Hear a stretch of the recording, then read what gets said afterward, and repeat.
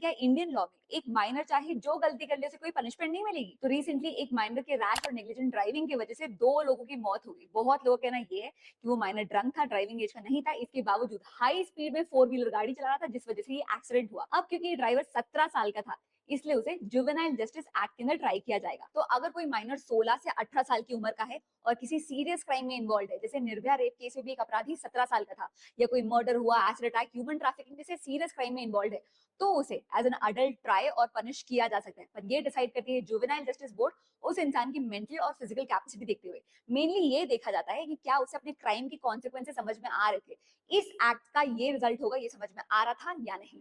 अब इस केस में माइनर को डेथ बाय नेग्लिजेंस के अंदर बुक किया गया है, जिसकी सजा है 2 साल की जेल। पर क्योंकि एक बेलेबल ऑफेंस है, इसलिए उसे बेल मिल गई है। बेल मिलने का मतलब ये नहीं होता कि उसे इनोसेंट डिक्लेयर कर दिया गया, नहीं, ये सिर्फ एक टेम्पररी रिलीज है। केस अभी भी चल रहा है। इस केस में आपकी क्या राय, बताना जरा।